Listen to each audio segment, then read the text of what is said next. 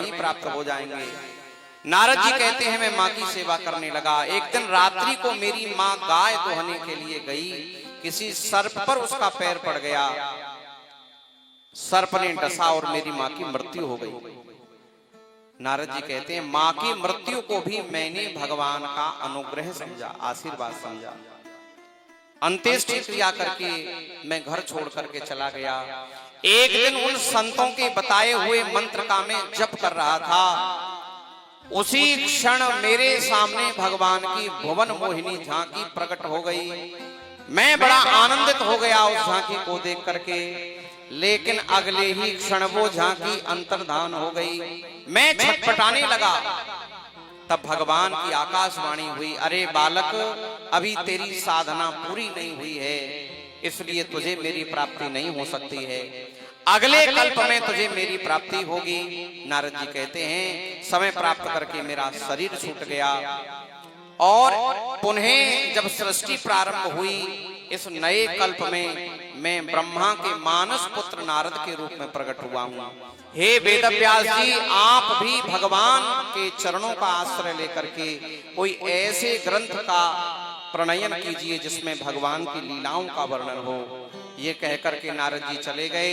वेदव्यास जी ने सरस्वती नदी में स्नान किया है और समाधि में उन्हें ब्रह्म, माया और जीव इन तीन तत्वों के दर्शन हुए हैं। तब उन्होंने सरस्वती नदी के तट पर ही श्रीमद् भागवत की रचना प्रारंभ की है। कहते हैं वेदव्यास जी श्लोक बोलते गए हैं और गणेश जी उनको लिपिबद्ध करते गए, गणेश जी लिखते गए हैं। आज भी बद्रिकाश्रम से थोड़ा सा आगे जब चलते हैं, माना गांव की तरफ जाते हैं, कोई जो बद्रीनाथ गए हैं उन्हें पता है, वहां आज भी व्यास गुफा और गणेश गुफा के दर्शन होते हैं, जहां वेदव्यास जी ने श्रीमद् भागवत की रचना करी। और 18,000 श्लोकों की इस परमहंस संहिता का जब उन्होंने निर्माण किया तो सोचा किसको पढ़ाया जाए, इसको सब कोई इसके अधिकारी नहीं है।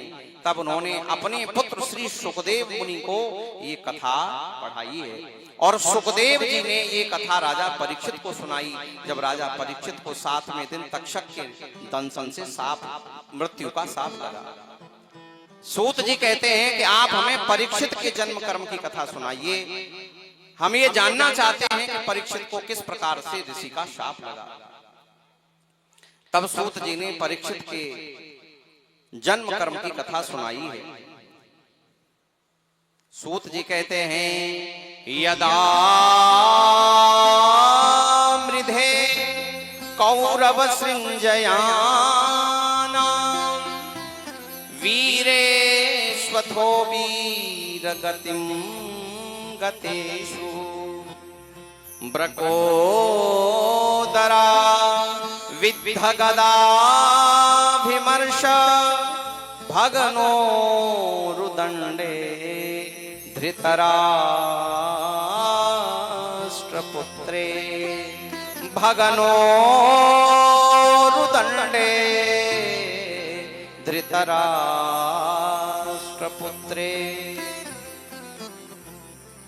महाभारत का युद्ध समाप्ति की ओर है। कौरव पक्ष के समस्त योद्धा मारे जा चुके हैं। एक योद्धा बचा है जिसका नाम है दुर्योधन, और दुर्योधन की जंघा को भी भीम ने गदा मार करके तोड़ दिया है। और ये दुर्योधन रक्त की कीचड़ में सना हुआ उस महाभारत की समर भूमि में पड़ा हुआ है। इसके चारों ओर गिद्ध और चील मंडरा रहे हैं, कब इसका शरीर छूटे और कब इसको नोच नोच करके खाएं। अब आप अनुमान लगाइए कैसी स्थिति हो रही है। अब बैठ जाओ लाला, बैठ जाओ, कीर्तन में पिला देना। जंघा को भीम ने तोड़ दिया है गदा मार के, रक्त की कीचड़ में सना हुआ पड़ा है दुर्योधन। सर के ऊपर चील और गिद्ध बढ़ा रहे हैं, मक्खियां भिनभिना रही हैं इसके मुंह पर, और मन में क्या सोच रहा है कि मैं राजा बन जाऊं, कैसे भी मुझे ये इंद्रप्रस्थ की गद्दी मिल जाए। ये जो पद की लालसा होती है ना, पद की जो वासना होती है, बड़ी गंदी होती है। माने कुर्सी को व्यक्ति मरते दम तक छोड़ना नहीं चाहता है। मरने के लिए है। चील और गिद्ध सोच रहे हैं कि ये अब मरा कि अब मरा और इसके मांस को नोचें, और दुर्योधन पड़ा पड़ा क्या सोच रहा है कि मैं राजा बन जाऊं कैसे। इसका एक मित्र था गुरु द्रोणाचार्य का पुत्र अश्वत्थामा, बड़ा बलवान था। शिव महापुराण में इसको शिवजी का अवतार बताते हैं। शिव के अंश से प्रकट है ये अश्वत्थामा, बड़ा बलवान था। वो अश्वत्थामा दुर्योधन के पास आया और कहता है, अरे दुर्योधन, तेरी ये स्थिति मुझसे देखी नहीं जा रही है। कहां तुम 100 भाई थे, आज तेरे लिए कोई बैठने वाला नहीं है तेरे पास। लेकिन क्या करूं दुर्योधन, तूने मेरे ऊपर विश्वास नहीं किया। तुझे तो सूत पुत्र कर्ण पर विश्वास था, तुझे तो पितामह भीष्म पर विश्वास था। यदि तू एक दिन मेरे ऊपर विश्वास कर लेता तो मैं इस युद्ध का परिणाम बदल देता दुर्योधन। तो दुर्योधन धीरे से पूछता है कि ये बता, अगर मैं तेरे ऊपर विश्वास कर भी लेता तो तू क्या कर देता। अश्वत्थामा कहता है, ज्यादा बड़ी बात नहीं करता हूं दुर्योधन, यदि तू एक दिन के लिए भी मुझे सेनापति बना देता तो इन पांडवों के शीश काट करके तेरे चरणों में चढ़ा देता मैं। दुर्योधन बोला, अच्छा तो सुन, अभी युद्ध विराम की घोषणा नहीं हुई है, माने अभी सीज फायर नहीं हुआ है। रक्त से तिलक कर दिया अश्वत्थामा का, आज का सेनापति मैंने तुझे बना दिया। अभी युद्ध विराम की घोषणा नहीं हुई है। अब अश्वत्थामा ने कह तो दिया कि यदि तू मुझे सेनापति बना देता तो मैं 5 पांडवों के कटे शीश तेरे चरणों में चढ़ा देता, और इसने सेनापति बना भी दिया। अब दुर्योधन ने जब बनाया सेनापति तो अश्वत्थामा सोचता है कि ये पांडव कोई गाजर मूली तो है नहीं जो इनको काट के चढ़ा दूंगा। अरे जिनको महारथी कर्ण कुछ जिनका नहीं बिगाड़ पाया, पितामह भीष्म जिनका बाल बांका नहीं कर सके, मेरे पिता स्वयं द्रोणाचार्य जो इनके गुरु थे, वो इनका कुछ नहीं बिगाड़।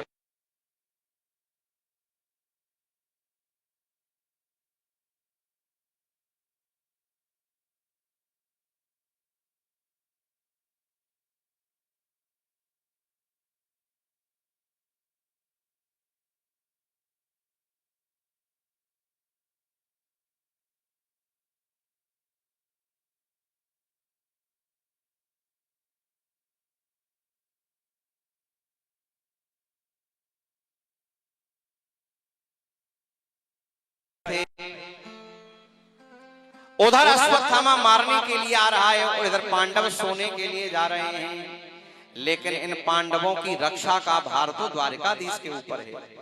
और जाको राखे साइया मार सके ना कोई, बाल न बांका कर सके जो जग बैरी होए।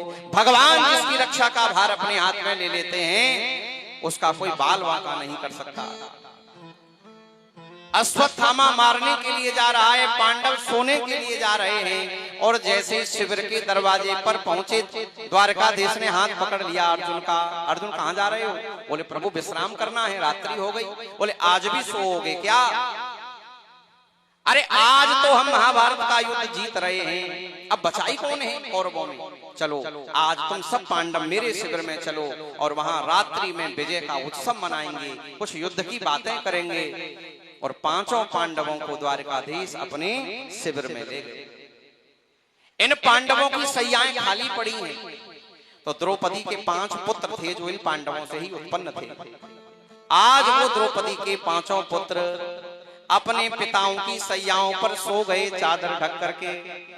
रात्रि कोई अश्वत्थामा आया, घनघोर रात्रि है, अंधकार चारों ओर है। इस शिविर में गया, इसने देखा अच्छा पांडव गहरी नींद में सोए हुए हैं। और इसने पांडवों के धोखे से द्रौपदी के 5 पुत्रों के शीश काट दिए और अपने उत्तरीय में बांध करके, दुपट्टे में बांध करके लटका करके ले गया दुर्योधन के पास।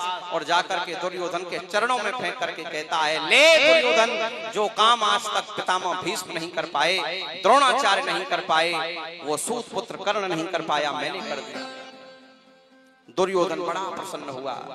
अरे अश्वत्थामा, मेरे मन में यही टीस थी कि हम 100 भाई थे, आज एक भी नहीं बचा, और ये पांडव पांचों के पांचों मेरे सामने घूमते हैं तो मेरी छाती पर सांप लौट जाता है। इनमें से एक भी मर जाता तो मैं कम से कम शांति से मृत्यु को प्राप्त होता, लेकिन तूने तो गजब कर दिया, पांचों के पांचों मार दिए। ला भीम का शीश मुझे दे, क्योंकि भीम से इसकी बड़ी शत्रुता थी।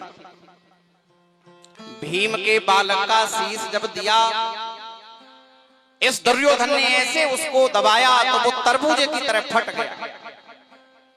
दुर्योधन कहता है, अरे अश्वत्थामा, ये भीम का शीश नहीं हो सकता, मैं जानता हूं भीम कितना बलशाली है। खुले मैदान में पड़ा है, आकाश की बिजली चमकी और प्रकाश हुआ। उस प्रकाश में जब अश्वत्थामा ने देखा कि वो भीम का शीश नहीं था, वो तो द्रौपदी के पुत्र का शीश था, ये दुर्योधन बड़ा दुखी हो गया। अरे अश्वत्थामा, ये तूने क्या अनर्थ कर दिया, अरे इन छोटे छोटे बालकों की हत्या कर दी तूने। ये पांडव नहीं है, ये द्रौपदी, और ये बालक तो मेरे कुल के बालक थे, मेरे वंश के बालक थे। अरे इनकी और मेरी क्या शत्रुता है, ये जीवित रहते तो मेरे लिए पिंडदान श्राद्ध इत्यादि करते, अपने पिताओं का जब श्राद्ध करते तो हमारा भी नाम लेते। जब श्राद्ध तर्पण होता है तो 3-3 पीढ़ियों का नाम लिया जाता है। अरे इनके पिताओं से मेरी शत्रुता थी, इन बालकों से मेरी शत्रुता नहीं थी। इन बालकों ने तो अभी जीवन की कटुता का अनुभव भी नहीं किया, तूने तो वो श्राद्ध और पिंडदान तर्पण की व्यवस्था ही समाप्त कर दी। अश्वत्थामा, मेरे वंश के बालकों की हत्या कर दी। इतना दुखी हुआ दुर्योधन, दुर्योधन की मृत्यु हो गई। अश्वत्थामा अब घबराने लगा कि यदि पांडव जीवित हैं तो वो मुझे जिंदा नहीं छोड़ेंगे। ये अश्वत्थामा रात को ही भाग गया। प्रातः काल द्रौपदी अपने पुत्रों को जगाने के लिए गई है और बाहर से कहती है, अरे सूर्योदय होने वाला है, तुम जगे नहीं हो अभी। लेकिन द्रौपदी ने जैसे ही शिविर का पर्दा खोला, द्रौपदी के चरणों में रक्त की धार आई और उसने वो भीभत्स दृश्य देखा जहां द्रौपदी के 5 पुत्र मरे पड़े हैं और उनके सिरों भी धड़ पड़े हैं, सिर भी नहीं है। चीख निकल गई द्रौपदी की, एक एक पुत्र की छाती पर सर पटकने लगी। अरे मेरे निरपराध बालकों ने किसका क्या बिगाड़ा था, इन अबोध बालकों की किसी ने हत्या कर दी। माता शिशूना निधनम सुताना निशम्य घोरं परितप्यमाना तदा रुदत्बाष्पकला कुलाक्षी तां सांत्वयन्नाह किरीटमाली। रोने लगी, चीखने लगी द्रौपदी, और द्रौपदी की वेदना केवल द्रौपदी समझ सकती है। 5 पुत्र मरे हैं एक साथ और उन पुत्रों के शीश भी नहीं है। एक एक की छाती पर सर पटकने लगी। जब द्रौपदी की चीख को सुना तो 5 पांडव दौड़ते हुए शिविर में आए। कैसा भयानक दृश्य नहीं होगा, एक एक पुत्र की छाती पर सर पटक रही है द्रौपदी, छाती पीट रही है। तब अर्जुन ने कहा, अरे पांचाली, अरे द्रौपदी, तू अपने पुत्रों के लिए शोक मत कर। मैं प्रतिज्ञा करता हूं जिसने तेरे पुत्रों की हत्या की है, तेरे सामने ला करके उसको मृत्यु दंड दूंगा। उसके शीश पर पैर रख करके तू अपने पुत्रों के लिए स्नान करना, तब तेरे आंसू पहुंचूंगा। मैं प्रतिज्ञा करता हूं जिसने तेरे पुत्रों को मारा है, तेरे सामने ला करके उसको मृत्यु दंड दूंगा, तो दुखी मत हो। और जब पता चला कि ये कुकृत्य द्रोणाचार्य के पुत्र अश्वत्थामा ने किया है, भगवान ने तुरंत रथ तैयार किया अश्वत्थामा का पीछा करने के लिए। और इस अश्वत्थामा का पीछा भगवान ने किया। दूर से अश्वत्थामा ने देखा कृष्ण और अर्जुन मुझे पकड़ने के लिए आ रहे हैं। तब अश्वत्थामा के पास एक ब्रह्मास्त्र था। अश्वत्थामा ने अर्जुन के लिए वो ब्रह्मास्त्र छोड़ दिया, और जैसे ही वो ब्रह्मास्त्र अर्जुन की ओर आया, घबरा गया अर्जुन। अर्जुन भगवान से कहते हैं, कृष्ण कृष्ण महाबाहो भक्तानाम भयंकर त्वमेको दह्यमानानाम अपवर्गोऽस संसृते। हे कृष्ण मेरी रक्षा करो, हे कृष्ण मेरी रक्षा करो, ये अश्वत्थामा का ब्रह्मास्त्र मुझे जला डालेगा। भगवान कहते हैं अर्जुन, जैसे कांटे को कांटे से निकाला जाता है, विष की औषधि विष होती है, लोहे को लोहे से काटा जाता है, उसी प्रकार इस ब्रह्मास्त्र की औषधि भी ब्रह्मास्त्र ही है। तुम्हारे पास जो ब्रह्मास्त्र है तुरंत छोड़ो उसको। अर्जुन ने भी अपने ब्रह्मास्त्र को छोड़ा, दोनों ब्रह्मास्त्र आपस में टकराए और शांत हो गए। बांध लिया अश्वत्थामा को रस्सियों से, और रस्सियों से बांध करके उस अश्वत्थामा को द्रौपदी के पास ले गए।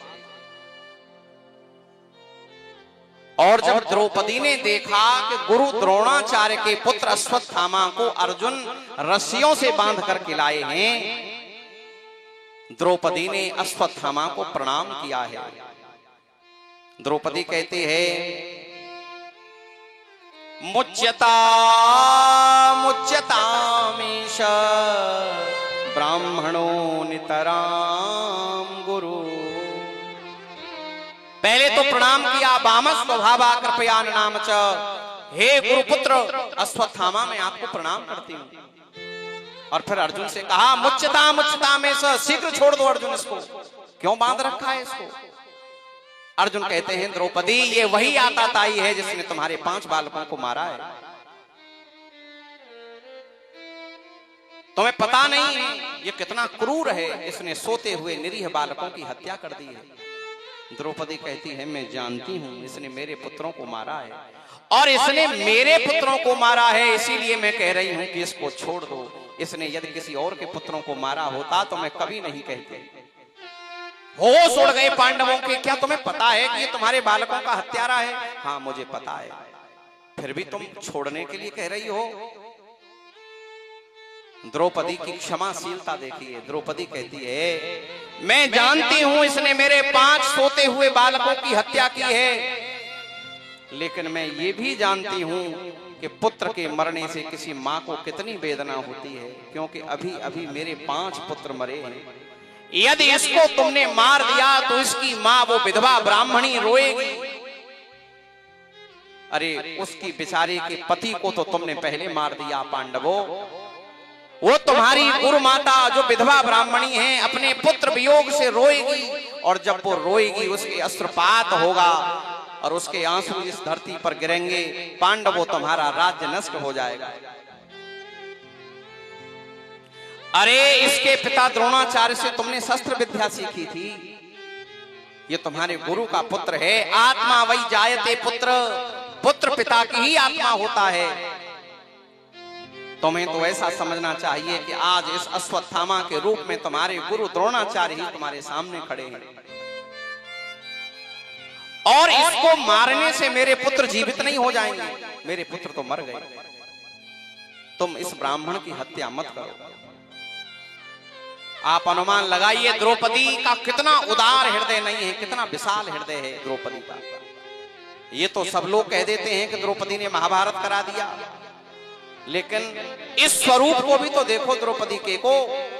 द्रौपदी 5 कन्याओं में आती हैं। द्रौपदी का नाम लेने से पाप नष्ट होते हैं। 5 पुत्र अभी अभी मरे हैं, और मारने वाला सामने खड़ा है।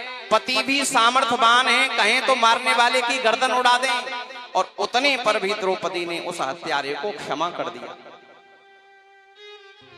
कितना बड़ा हृदय नहीं रहा होगा। और आजकल की माताएं अपने उसके बालक से चाची ताई कुछ कह दें तो कहती है उसकी हिम्मत कैसे हुई, आ मेरे साथ चल, मैं देखती हूं उसको। माने हम अपने घर में लोगों को क्षमा नहीं कर पाते, भाई भाई को क्षमा नहीं कर पा रहा है। भाई ने कुछ कह दिया तो भाई याद रखता है कि समय आने पर इसको जवाब तो देना है। अरे भाई छोटा सा जीवन है, लोगों को क्षमा करना सीखो। यदि तुम यहां लोगों को क्षमा नहीं करोगे तो भगवान के दरबार से भी तुमको क्षमा नहीं मिलेगी।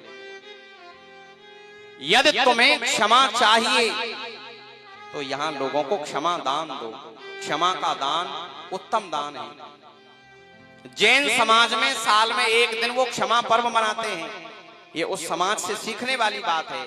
और उस दिन वो सबको क्षमा करते हैं, किसी ने उनसे कुछ भी कहा हो। और हम लोग अपने समाज में छोटी छोटी बातों पर लोगों को क्षमा नहीं कर पाते और उस बात को गांठ बांध करके हृदय में रख लेते हैं। समय आने पे इसको सुनाना जरूर है, इसने हमसे ऐसे कहा था। बहुत ज्यादा बड़ा जीवन नहीं है। अपने हृदय को थोड़ा उदार बनाओ। ये तुम यहां लोगों को क्षमा करोगे ना, तो तुम्हारे पापों के लिए भी, अपराधों के लिए भी भगवान तुम्हें क्षमा कर देंगे। और ऐसा कोई व्यक्ति संसार में नहीं है जो अपने हृदय पे हाथ रख करके ये कह दे कि मैं दूध का धुला हूं, मैंने कोई पाप नहीं किया, मुझे कोई क्षमा नहीं चाहिए। है कोई ऐसा? कोई नहीं है। सबको चाहिए उस क्षमा ईश्वर से। तो ईश्वर भी तो तुम्हें देखेगा कि तुमने कितने लोगों को क्षमा किया है जो तुम्हें क्षमा मिल जाए। आप द्रौपदी का हृदय देखिए। उस मां का कितना विशाल हृदय है कि 5 पुत्र और उनकी हत्या हो गई। हत्यारा सामने खड़ा है। अर्जुन ने प्रतिज्ञा भी की है कि उस हत्यारे को तुम्हारे सामने मृत्युदंड दूंगा। लेकिन द्रौपदी कहती है मुच्यता मुच्यता में स ब्राह्मणों नितराम गुरु। अर्जुन ये ब्राह्मण का पुत्र है और ब्राह्मण गुरु होता है।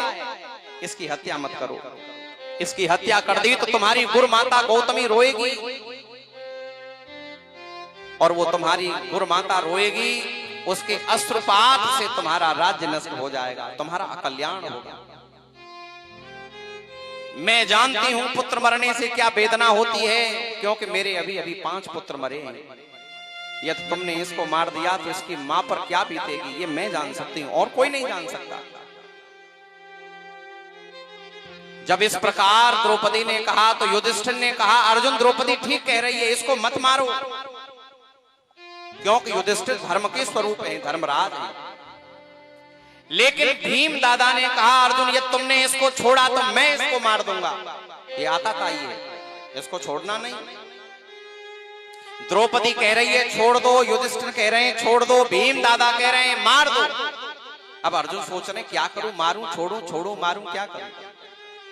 सब अर्जुन की ओर देख रहे हैं, अर्जुन क्या करेंगे। और जब ऐसी स्थिति जीवन में बन जाए, 2 रास्ते हैं, इधर जाएं कि इधर जाएं, समझ में नहीं आ रहा। उस समय हाथ जोड़ करके भगवान से प्रार्थना करनी चाहिए, प्रभु मैं नहीं समझ पा रहा हूं। अर्जुन ने भी यही कहा मैं नहीं समझ पा रहा हूं, इस समय मेरा कर्तव्य क्या है। हे द्वारकाधीश आप बताइए मुझे क्या करना चाहिए। इस अश्वत्थामा को मारना चाहिए कि इस अश्वत्थामा को छोड़ना चाहिए। भगवान कहते हैं अर्जुन मैं तुम्हें ये तो नहीं बताऊंगा कि क्या करना चाहिए, मैं तुम्हें संविधान की धारा बता सकता हूं। इस मामले में संविधान क्या कहता है, बाबा साहब वाला संविधान नहीं, शास्त्रीय संविधान क्या कहता है। भगवान ने संविधान की धारा बताई है, ब्रह्म बंधुर्न हंतव्य आतताई बधारहण। क्या कह रहे हैं, ब्रह्म बंधुर्न हंतव्य आतताई बधारहण मय्ये वो भयमामनातम परिपायनुशासनम। क्या गजब का संविधान बताया है भगवान ने। कह रहे हैं ब्रह्म बंधुर्न हंतव्य। अरे अर्जुन ब्राह्मण चाहे कैसा भी क्यों न हो उसको मारना नहीं चाहिए, लेकिन खबरदार आतताई बधारहण, आतताई चाहे कोई क्यों न हो उसको निश्चित ही मार देना चाहिए। अर्जुन ये ब्राह्मण है और उसमें भी तुम्हारे गुरु का पुत्र है, तो इसको मारना नहीं, लेकिन खबरदार इसने सोते हुए बालकों को मारा है, इसको निश्चित ही मार देना। आतताई को जीवित रहने का कोई अधिकार नहीं है, इसको निश्चित मार देना। लेकिन ये ब्राह्मण हैं और उसमें तुम्हारे गुरु का पुत्र है, ब्राह्मण का दैहिक वध करना ये शास्त्र में निषेध है। ब्रह्म बंधुर न हंतव्य, किसी भी परिस्थिति में ब्राह्मण का दैहिक वध नहीं होना चाहिए। अच्छा, आपने सुना होगा कथाओं में, जब किसी की परीक्षा लेने जाते हैं तो ब्राह्मण का रूप रख करके जाते हैं। हनुमान जी गए राम जी को देखने ऋषिमुख पर्वत पर, तो ब्राह्मण बन करके गए। विभीषण जी से मिले तो ब्राह्मण बन करके मिले। अच्छा, ब्राह्मण बन करके क्यों मिलते थे? इसलिए मिलते थे कि यदि कोई अपराध हो गया तो ब्राह्मण को मृत्यु दंड नहीं मिलेगा। कोई क्षत्रिय ब्राह्मण को मृत्यु दंड नहीं देता था, इसलिए ब्राह्मण का रूप रख करके जाते थे। यहां भगवान ने वही संविधान बताया है, ब्रह्म बंधुर न हंतव्य, ब्राह्मण को किसी भी अवस्था में मृत्यु दंड देना नहीं चाहिए।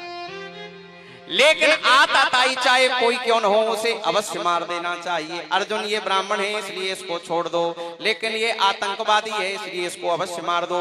और तुम क्षत्रिय हो, तुमने प्रतिज्ञा की है कि द्रौपदी के पुत्रों को मारने वाले को द्रौपदी के सामने मृत्यु दंड दोगे। क्षत्रिय अपनी प्रतिज्ञा से हटता है तो उसको नरक का मुंह देखना पड़ता है। ठाकुर जी से न्यायाधीश 2-4 और हो जाएं तो कितनी अच्छी न्याय व्यवस्था हो जाएगी, बताओ। समझ में आया इनका न्याय? कह रहे हैं इसको मार भी दो और इसको छोड़ भी दो, अपनी प्रतिज्ञा भी निभा लो। अर्जुन तुरंत समझ गए, इन्होंने गीता सुनाई है। जब कोई अध्यापक साल भर बालकों को पढ़ाता है तो एक दिन टेस्ट भी तो लेता है। हमारे माँ साहब बैठे, रतन सिंह माँ साहब बैठे, ये बालकों को पढ़ाते हैं तो फिर टेस्ट लेते हैं कि नहीं? हमको भी पढ़ाया है इन्होंने। आज अर्जुन समझ गए कि जैसे अध्यापक पढ़ाता है पूरी साल तो फिर देखता है किसने कितना पढ़ा है। तो मानो भगवान ने 18 अध्याय में गीता सुनाई है। आज ये परीक्षा ले रहे हैं कि अर्जुन कुछ सीखा कि नहीं सीखा। तब अर्जुन समझ गए। अर्जुन ने अश्वत्थामा का सिर मोड़ दिया और उसके माथे पर एक मणि थी, उसको मणि को निकाल लिया और उसको देश से अपमानित करके बाहर निकाल दिया। शास्त्र में यही ब्राह्मण के लिए मृत्यु दंड से ज्यादा कष्टकारी है। ब्राह्मण का अपमान करके सिर मोड़ दिया जाए, उसका धन हरण करके देश से बाहर धक्का दे करके निकाल दिया जाए, तो यही उसके लिए मृत्यु दंड के समान कष्टकारी है। देखो, शरीर से मारना ही मारना नहीं होता, व्यवहार से भी लोगों को मारा जा सकता है। शास्त्र कहता है ब्राह्मण का अपमान कर दिया, धन हरण कर लिया तो उसको मार ही दिया। अपने से बड़े को यदि प्रत्युत्तर दे दिया, गाली दे दी, जवाब दे दिया, तो बड़े को तुमने मार ही दिया। अपने से श्रेष्ठ को, अपने से बड़े को जवाब देना उसको मारने के ही जैसा है। और बड़ों के सामने, श्रेष्ठ जनों के सामने अपनी प्रशंसा करना अपने को मारने जैसा है। भाई के साथ बातचीत बंद कर देना भाई को मारने के समान है, शास्त्र कहता है। घर में कितना भी झगड़ा हो जाए, लेकिन भाई को भाई से बातचीत बंद नहीं करनी चाहिए। बातचीत बंद होने से सुलह के सारे रास्ते बंद हो जाते हैं। शास्त्र कहते हैं बंधु से बातचीत बंद करने उसको मारने के समान है। धर्म पत्नी को सैया से पृथक कर देना धर्म पत्नी को मारने के समान है। आज इस अश्वत्थामा को देश से बाहर निकाल दिया, ये प्रतिशोध की ज्वाला में जल रहा है। छोड़ूंगा नहीं इन पांडवों को, इनको समूल नष्ट कर दूंगा, इनका वंश समाप्त कर दूंगा। इसके मन में एक और पाप आया। पांडवों की पौत्र वधू है उत्तरा, जो वीर अभिमन्यु की विधवा है। अभिमन्यु को तो इन्होंने कौरवों ने चक्रव्यूह में मार दिया था, और जब अभिमन्यु मरे थे तो उनकी वो उत्तरा गर्भवती थी, उनकी पत्नी 16 वर्ष की है उत्तरा, गर्भवती है। और आज इस अश्वत्थामा ने उस उत्तरा के गर्भ को नष्ट करने के लिए एक ब्रह्मास्त्र छोड़ दिया। यदि उत्तरा का गर्भ नष्ट हो गया तो ये पांडवों का वंश ही समाप्त हो जाएगा, क्योंकि एक वही अंतिम वंशधर था जो उत्तरा के गर्भ में पल रहा था, अभिमन्यु का पुत्र। जैसे ही उत्तरा की ओर वो ब्रह्मास्त्र आया, उत्तरा दौड़ती हुई द्वारकाधीश के चरणों में लेट गई। पाहि पाहि महायोगिन देव देव जगत्पते, नान्यम त्वद्भयं पश्ये यत्र मृत्यु परस्परम। हे द्वारकाधीश मेरी रक्षा करो, हे गोविंद मेरी रक्षा करो। ये अश्वत्थामा का ब्रह्मास्त्र मुझे मारने के लिए आ रहा है। अरे मैं मर जाऊं मुझे इसकी चिंता नहीं है, लेकिन मेरा गर्भ नष्ट नहीं हो, मेरे गर्भ को सुरक्षित कर दो। इस गर्भ में कोई साधारण बालक नहीं है, इसमें पांडवों का वंश पल रहा है। यदि ये बालक मर गया तो पांडवों का वंश नष्ट हो जाएगा। पांडव आपके भक्त हैं, आपके भक्तों का वंश नष्ट नहीं होना चाहिए। मैं मर जाऊं मुझे इसकी चिंता नहीं है, लेकिन मेरा गर्भ सुरक्षित रहे। जब इस प्रकार उत्तरा ने भगवान से प्रार्थना करी तो भगवान द्वारकाधीश उत्तरा के गर्भ में प्रविष्ट हो गए और अपनी उस गदा को भगवान ने इतनी जोर से घुमाया, भगवान ने उत्तरा के गर्भ में उस ब्रह्मास्त्र से उत्तरा की रक्षा करी है। गर्भ से बाहर आए, उत्तरा की गर्भ की रक्षा हो गई। अच्छा, एक बात यहां थोड़ी सी जिज्ञासा होती है, ये उत्तरा कौन है आपको पता है? उत्तरा है अर्जुन के पुत्र अभिमन्यु की पत्नी और भगवान कृष्ण के भांजे लगते हैं अभिमन्यु। सुभद्रा के पुत्र हैं, सुभद्रा भगवान कृष्ण की बहन है। माने ये उत्तरा भगवान की लौकिक दृष्टि से भांजे बहू लगती है, ममिया ससुर हैं भगवान कृष्ण इसके। अच्छा, स्त्री पर जब कोई आपत्ति आती है तो सबसे पहले उस आपत्ति को वो किससे शेयर करती है घर में? बताइए, कोई परेशानी स्त्री को आए तो सबसे पहले किससे कहती है? यदि पति पास में होता है तो पति से ही कहती है। लेकिन इस उत्तरा का पति तो नहीं है, विधवा है बेचारी। और अवस्था कितनी है? 16 वर्ष की अवस्था है। अच्छा, जब पति पास में नहीं हो तो फिर किससे कहेगी? किससे कहेगी? फिर अपनी सास से कहेगी। अच्छा, उत्तरा की सास है, एक नहीं दो सास हैं, सुभद्रा भी हैं और द्रौपदी भी हैं। लेकिन इस उत्तरा ने अपनी दोनों सास से नहीं कहा। अच्छा, सास नहीं हो तो चलो कोई बात नहीं है, ससुर भी पिता तुल्य ही होते हैं। सास से नहीं कहती तो 5 ससुर हैं। लेकिन 5 ससुरों से भी नहीं कहा। अच्छा, ददिया सास भी है, ददिया सास से ज्यादा पड़ती है। पड़ती है कि नहीं? क्यों पड़ती है पता है? ददिया सास की और नाती की बहू की क्यों पड़ती है? इसलिए पड़ती है कि दोनों के टारगेट पे एक ही व्यक्ति रहता है, उसकी सास और उसकी बहू, इसलिए पट जाती है। ज्यादातर देखना आप सास से ज्यादा ददिया सास से पड़ती है बहुओं की। और उत्तरा की ददिया सास कुंती भी है वहां, लेकिन उत्तरा ने कुंती से भी नहीं कहा, सीधे वो द्वारकाधीश की शरण में गई है। क्यों? क्योंकि एक दिन द्रौपदी ने उत्तरा को अपने पास बिठा करके अपने अनुभव को बताया था। द्रौपदी ने उस उत्तरा से एक दिन कहा था, बेटी मैं तुझे एक बात बताती हूं, जीवन में तुझे काम आएगी। जब तुझ पर कोई विपत्ति आवे ना, तो तुझ पर कोई कष्ट आए तो तू इन दुनिया वालों की ओर मत देखना। ये दुनिया वाले तेरी कोई सहायता नहीं कर पाएंगे, ये परिवार वाले तेरी कोई सहायता नहीं कर पाएंगे। क्यों? बोले एक बार मेरे साथ ये हो चुका है। द्रौपदी अपनी बहू उत्तरा को कह रही हैं कि एक बार मैं रजस्वला थी, एक वस्त्र में थी, और उस समय दुर्योधन का भाई दुशासन मुझको एक वस्त्र में खींच करके उस सभा में ले गया, जिस सभा में पितामह भीष्म, द्रोणाचार्य, कृपाचार्य, धृतराष्ट्र, 5 पांडव बैठे थे। जब वो मुझे खींच करके ले जा रहा था ना, तब मैं ये सोच रही थी कि जब ये मुझे सभा में ले जाएगा तो उस सभा में तो बड़े बड़े धर्मात्मा लोग बैठे हैं, मेरे साथ कुछ गलत नहीं होगा। लेकिन उस धर्मात्माओं से भरी सभा में जब दुशासन ने मेरी साड़ी खींचना प्रारंभ किया तो मैंने पितामह भीष्म से कहा था, अरे पितामह भीष्म ये क्या अनर्थ हो रहा है तुम्हारे सामने? मैं तुम्हारे कुल की बहू हूं, तुम सबसे वृद्ध हो इस कुल के, तुम सबसे बड़े बूढ़े हो और तुम्हारे सामने तुम्हारी बहू नंगी की जा रही है। तुम एक बार दुशासन की ओर भ्रकुटी टेढ़ी करके देख लोगे तो इसकी हिम्मत नहीं है मेरी साड़ी खींच पाए। अरे एक बार तो इसको डांटो। लेकिन पितामह भीष्म ने उस समय नीची दृष्टि कर ली थी।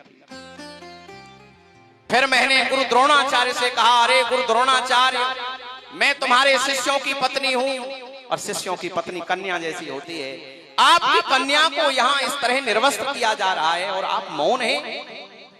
एक बार तो इसको डांटिए। द्रोणाचार्य भी उस समय नीची दृष्टि कर लिए थे। मैंने धृतराष्ट्र से कहा था, ताऊ जी आपके सामने आपका पुत्र मेरी साड़ी खींच रहा है, आप देख नहीं पा रहे हैं तो सुन तो पा रहे हैं।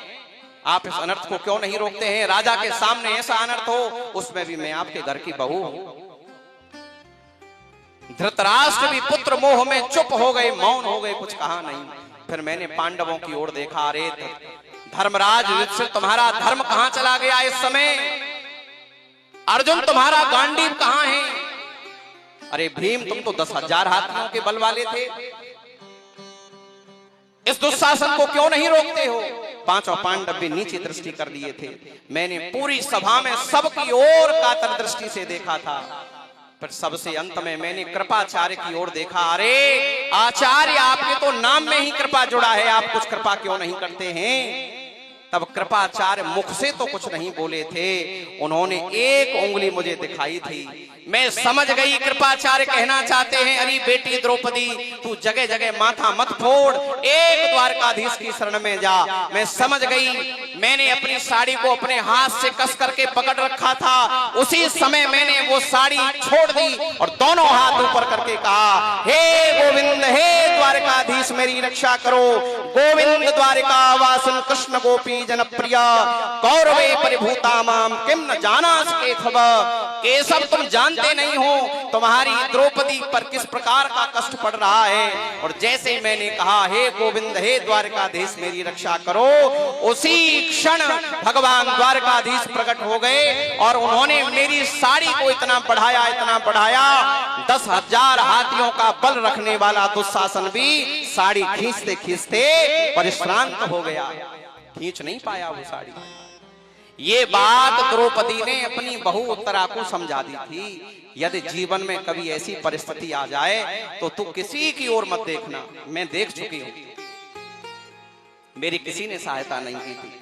इसलिए आज उत्तरा ने देर नहीं की। उसने ना अपनी सास से कहा, न ससुर से कहा, न ददिया सास से कहा, सीधे वो द्वारकाधीश की शरण में गई। और इसका लाभ ये हुआ कि तुरंत भगवान ने उसकी रक्षा कर दी। जीवन में कोई विशेष परिस्थिति आवे, कष्ट आवे, तो आप किसी से मत कहिए, क्योंकि संसार क्या है, तुम्हारे कष्टों को सुन तो लेगा, लेकिन उसको कष्ट दूर करने का उस पर कुछ उपाय है नहीं, वो कर नहीं पाएगा कष्ट दूर। कष्ट तो केवल भगवान ही दूर करते हैं। जैसे भगवान ने द्रौपदी का कष्ट दूर किया, यदि आप उनसे इस यार्थ भाव से पुकारेंगे तो वो आपका भी कष्ट दूर करेंगे। तारा है सारा जमाना, श्याम हमको भी तारो। तारा है सारा जमाना, श्याम हमको भी तारो। तारा है सारा जमाना, श्याम हमको भी तारो। तारा है सारा जमाना, श्याम हमको भी तारो। हमको भी तारो, श्याम हमको भी तारो। हमको भी तारो, श्याम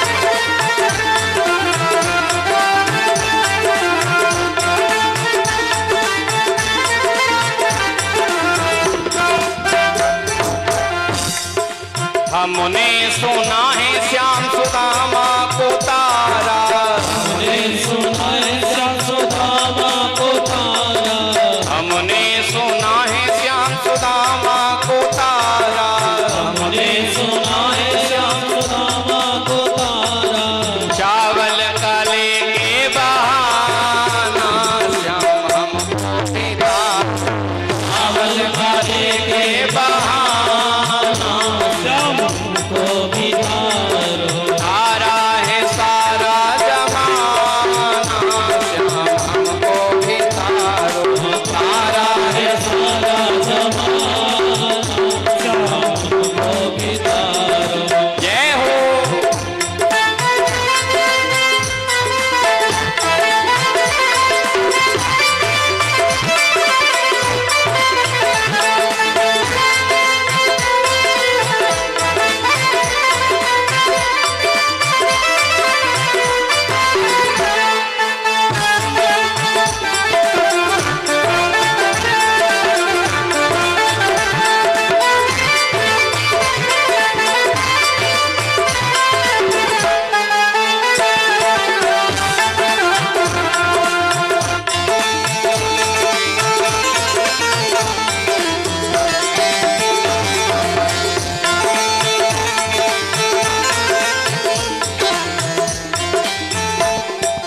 हमने सुना है श्याम सबरी को तारा, हमने सुना है श्याम सबरी को तारा, हमने सुना है श्याम सबरी को तारा, हमने सुना है श्याम सबरी को तारा। डेरों का लेके बहाना श्याम हमको भितारो, डेरों का लेके बहाना श्याम हमको बितारो, तारा है सारा जमाना श्याम हमको भितारो, तारा है सारा जमाना। श्याम हमको बितारो। जय हो।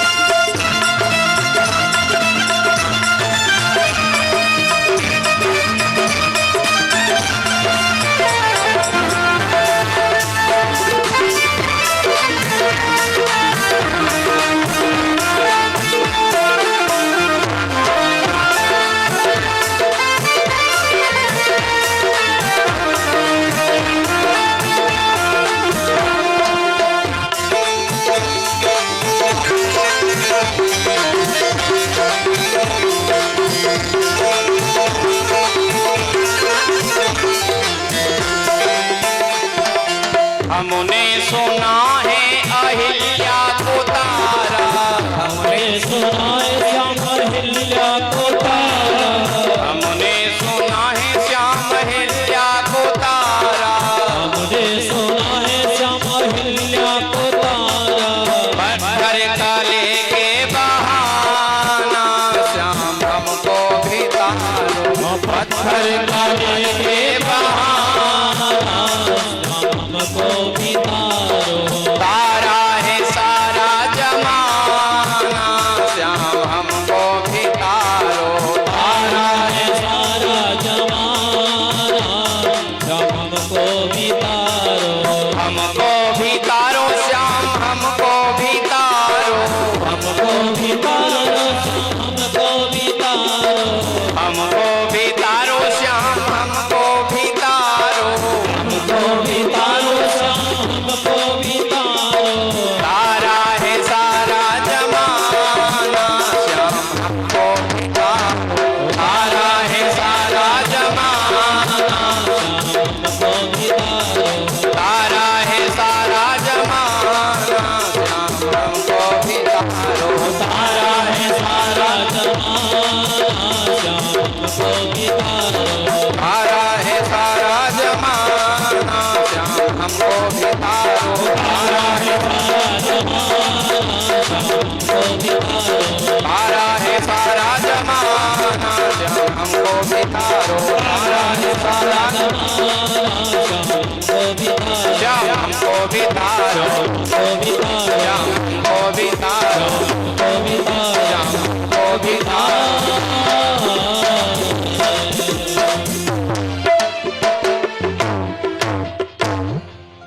बोलिए भक्त वत्सल भगवान की जय हो। उत्तरा के गर्भ की भगवान ने रक्षा की। और जब कुंती मैया को ये बात पता चली कि भगवान द्वारकाधीश ने मेरी पौत्र वधू के गर्भ की रक्षा कर ली है और वो रथ पर चढ़ करके द्वारका जाने के लिए तैयार हैं, दौड़ी दौड़ी कुंती मैया आई और उन्होंने रथ पकड़ लिया। भगवान की बड़ी सुंदर स्तुति करने लगी।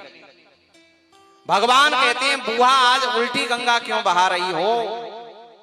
आप तो हमारी बुआ हो, हमें आपको प्रणाम करना चाहिए, आज आप हमें प्रणाम क्यों कर रही हो? कुंती मैया कहते हैं, नमस्ये पुरुषं त्वाद्यं ईश्वरं प्रकटे परम अलक्ष्यं सर्वभूतानां अंतर्बहिरवस्थितम्। हे कृष्ण, आप केवल मेरे भतीजे ही नहीं हैं, आप परम पुरुष हैं और ईश्वर हैं, आप इस सृष्टि के आदि कारण हैं। और देखो, आप सबके अंतर हृदय में विराजमान हैं और सबके बाहर भी आप ही हैं, लेकिन हम आपको देख नहीं पा रहे हैं। क्यों? बोले माया जवनिका छन्न मज्ञाधोक्ष्यजमव्ययम् न लक्ष्यसे मूढदृशा नटो नाट्यधरो यथा। हे प्रभु, हम आपको देख नहीं पा रही हैं क्योंकि माया रूपी पर्दे ने हमारे नेत्रों को ढक लिया है। माया जवनिका छन्न, ये माया जो है भगवान को नहीं ढक सकती है, माया हमको ढकती है। जैसे बादल लगता है सूर्य को ढक लिया है बादलों ने, लेकिन सूर्य को बादल नहीं ढकते हैं, बादल हमारे नेत्रों को ढकते हैं। यदि सूर्य को बादलों ने ढक लिया तो बादल यहां हो रहे हैं, फिर आगरा में धूप कैसे निकलती है? यदि सूर्य को बादल ढक लें, ये बादलों से करोड़ों गुना, करोड़ों किलोमीटर की दूरी पर सूर्य है, सूर्य को बादल थोड़ी ढकेंगे। बादल हमारे नेत्रों को ढकते हैं, इसलिए सूर्य हमें दिखाई नहीं देता। लगता ऐसा है कि बादलों ने सूर्य को ढक लिया है। ऐसे ही कुंती मैया कह रही हैं, मैं स्त्री भला आपको कैसे पहचान पाती? आपकी माया ने हमारे नेत्रों को ढक लिया है। आपका तो अवतार ही हम जैसे भक्तों को भक्ति योग प्रदान करने के लिए हुआ है। भगवान कहते हैं, कुंती मैया, यदि तुम स्तुति कर ही रही हो तो कुछ मांग लो, क्योंकि ज्यादातर तो लोग कुछ न कुछ मांगने के लिए स्तुति करते हैं। ज्यादातर तो इसीलिए कहते हैं जय जगदीश हरे, बोले क्यों सुख संपत्ति घर आवे, कष्ट मिटे तन का, इसीलिए तो जय जगदीश हरे करते हैं। तो तुम भी कुछ मांग लो। कुंती मैया कहती हैं, यदि मुझे देना चाहते हो प्रभु तो मुझे विपत्ति दे दो। भगवान कहते हैं, क्या विपत्ति? ऐसा तो नहीं है मांगना चाह रही हो संपत्ति और मुंह से निकल गया हो विपत्ति, कोई बात नहीं है, तुम बुआ हो, दोबारा मांग लो। कुंती मैया कहते हैं, विपदा संतु न शश्वत तत्र तत्र जगत गुरो भवतो दर्शनम यस्या पुनर्भव दर्शनम। हे गोविंद, मुझे विपत्ति दे दो और ऐसी विपत्ति दे दो कि जीवन में से एक विपत्ति नहीं जाए तब तक दूसरी विपत्ति आ जाए। ये कौन कह रहा है जिसका जीवन पूरा विपत्तियों में गया है? कुंती मैया का जीवन आप देखोगे तो जन्म से लेकर के वृद्धावस्था तक उन्होंने कभी सुख नहीं देखा। जन्म हुआ कहीं पर, पालन पोषण किसी ने किया। विवाह हुआ तो ऐसे व्यक्ति से कि जिसको शाप है, सहवास की भाव से यदि पत्नी के पास जाएगा तो मृत्यु हो जाएगी। पांडु रोग से पीड़ित पति मिला और भरी जवानी में ही कुंती मैया विधवा हो गई, पांडु की मृत्यु हो गई। और धृतराष्ट्र जैसे जेठ के साथ 3 अपने पुत्र और 2 अपनी सौत माद्री के पुत्र, ये नकुल सहदेव माद्री के पुत्र हैं, ऐसे जेठ के साथ निर्वाह किया। आधी की हिस्सेदार थी कुंती मैया उस राज्य में, लेकिन 5 गांव भी नहीं दिए गए। कुंती को कह दिया सुई की नोक के बराबर तुम्हें बिना युद्ध के नहीं मिलेगा, और छल के द्वारा बेटों का सारा राज्य दुर्योधन ने अपने साथ अपने पास कर लिया, वनवास दे दिया। और कुंती वन चली गई बालकों को लेकर के, अज्ञातवास दे दिया। कहां कहां नहीं भटकी कुंती, लाक्षागृह में जलाने का प्रयास किया। महाभारत ग्रंथ पढ़िए, पांडवों ने कितने कष्ट सहे हैं, कुंती मैया ने कितने कष्ट सहे हैं, और इतने कष्टों के उपरांत आज पांडव जीते हैं महाभारत। और आज कुंती मैया कह रही है विपदः सन्तु न शश्वत, मुझे शाश्वत विपत्ति दे दो, मेरे जीवन में से विपत्ति नहीं जाए। कन्हैया कहते हैं मैया ये विपत्ति क्यों मांग रही हो? अरे जीवन भर तो विपत्ति ही तुमने झेली है। कुंती मैया कहती है गोविंद, जब जब जीवन में विपत्ति आई तुम मेरे साथ खड़े रहे हो। आज जब संपत्ति आई है तो तुम रथ पर चढ़कर के द्वारका जा रहे हो। मुझे ऐसी संपत्ति नहीं चाहिए जिसमें तुम मेरे साथ नहीं हो। सुख के माथे सिल परे जो हरि हृदय ते जाय, बलिहारी वा दुखन की जो पल पल नाम रटाए। ऐसे सुखों पर तो पत्थर पड़ जाएं जिन सुखों को आते ही हम भगवान को भूल जाएं। सुख आते हैं ना तो भगवान को लोग सबसे पहले भूलते हैं। कुंती मैया कह रही है मुझे ऐसे सुख नहीं चाहिए। अरे आज मेरे पुत्र राज्य इनको मिल गया, संपत्ति मिल गई, तो आप हमें छोड़ करके द्वारका जा रहे हैं। हमें ये राज्य नहीं चाहिए, हमें तो वही विपत्ति दे दो जिन विपत्तियों में आप हमारे साथ खड़े रहते थे। अच्छा, यहाँ कुंती मैया का प्रयोजन न तो विपत्ति मांगना है न संपत्ति मांगना है। कुंती मैया का प्रयोजन है कि कैसे भी हो मेरा कृष्ण मेरे साथ रहे। और देखो सबसे बड़ी विपत्ति क्या है? शास्त्र कहते हैं विपत्ति विस्मरणम विष्णु। विपत्ति क्या है? भगवान नारायण को भूल जाना, यही बड़ी विपत्ति है। और संपत्ति संपन्न नारायण स्मृति, भगवान की याद बनी रहे, यही सबसे बड़ी संपत्ति है। यही बात तुलसीदास जी लिखते हैं रामचरितमानस में, कह हनुमंत विपत्ति प्रभु सोई, हनुमंत विपत्ति प्रभु सोई, जब तब सुमेरन भजन न होई, जब तब सुमेरन भजन न होई। कहे हनुमंत विपत्ति प्रभु सोई, कहे हनुमंत विपत्ति प्रभु सोई, जब तब सुमेरन भजन न होई, जब तब सुमेरन भजन न होई। क्या है सबसे बड़ी विपत्ति? हनुमान जी कहते हैं प्रभु सबसे बड़ी विपत्ति है आपको भूल जाना, और सबसे बड़ी संपत्ति है आपको याद करना। आपकी याद बनी रहे तो मानो संपत्ति का काल चल रहा है। ये शिकंजी की व्यवस्था कीर्तन में रखा करो, क्योंकि कथा डिस्टर्ब हो जाती है। जब कीर्तन चलता है ना उस समय बांट दिया करो।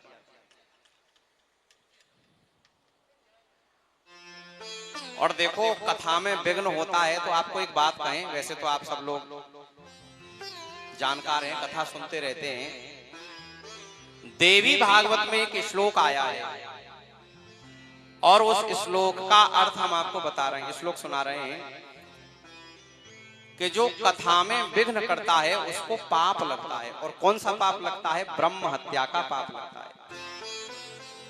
किस किस को ब्रह्म हत्या लगती है? निद्रा भंगो कथा छेदी दंपत्यो प्रीति भेदनम शिशोर मात्र विभेदश्च ब्रह्म हत्या समम स्मृतम। माने जो अकारण किसी को नींद से झुंझला करके जगा देता है उसको ब्रह्म हत्या लगती है। जैसे कोई हारा थका आकर के सो रहा है और कोई विशेष आफत नहीं पड़ रही है तो उसको जगाना नहीं चाहिए। नींद में जो विघ्न करता है उसको ब्रह्म हत्या लगती है। आजकल तो छोटे छोटे बालकों को सवेरे झकझोर के जगा देती हैं। आ गई स्कूल की बस, 2-2, 2.5 साल के बच्चे जिनका अभी खेलने का और सोने का ही तो समय है। और इसका परिणाम क्या है पता है? बच्चों की मेधा बहुत कमजोर हो रही है। पहले जितने बुजुर्ग बैठे हैं आप बता दो, आप पढ़ने कितने साल के बैठे थे? ईमानदारी से बताना। 5 साल से कम तो कोई नहीं बैठा होगा। 6, 7, 8, 10 साल तक के बैठते थे। आप कितने साल के बैठे हो? कम से कम 10 साल के, 8 साल के, 6 साल के, इतने। अच्छा, उसका परिणाम पता है क्या होता था? कि इन्होंने बचपन में जो पढ़ा है वो आज तक याद है। माने 70 साल की उम्र में उन्होंने हिंदी में कौन सी कविता 9 में पढ़ी थी उन्हें याद है। हमने देखा है ऐसे बुजुर्गों को।